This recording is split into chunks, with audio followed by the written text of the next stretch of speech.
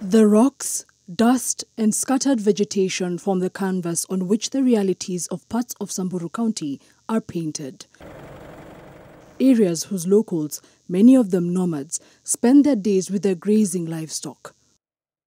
However, their lives can come to an abrupt end at any time or leave them bearing deep scars, visible and invisible, all as a result of unexpected explosions. I'm standing next to a live bomb. Hidden beneath the surface are unexploded ordnances or bombs, some of them dating back to 1939 when Italy clashed with Britain in the fight to control northern Kenya, while in other instances, these explosives that find their way into community land are what the British Army Training Unit Kenya Batuk and the Kenya Army use in their training activities.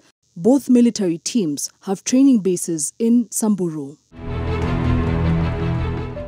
In the special report Camouflaged Crimes, we reveal the tragedy surrounding the situations of unexploded bombs with cases dating back years.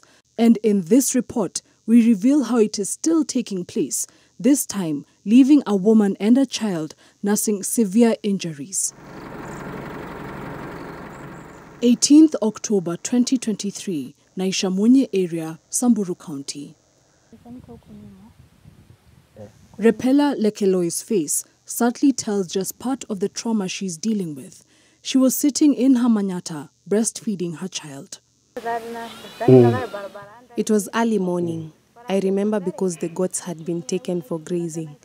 My baby started crying, so I picked him up.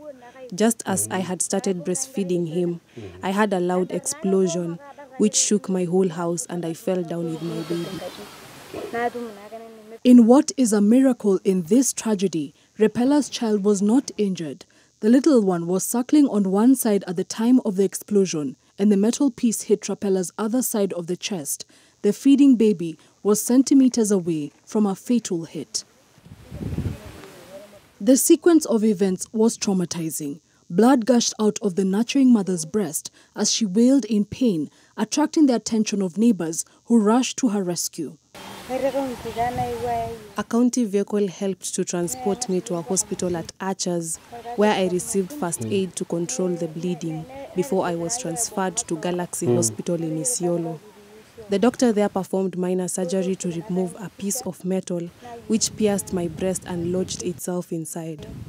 As Repela recuperates at home, it is a mix of sad chapters to her tragic tale. First, she is still next to where the bomb exploded, in the environment of her traumatic experience.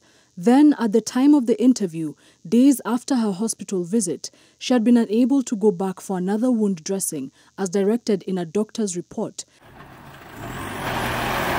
due to the distance between where she and her family live and the main road linking Samburu to Isiolo, a distance of nearly 15 kilometers. Worse still, there is no reliable means of transport other than walking.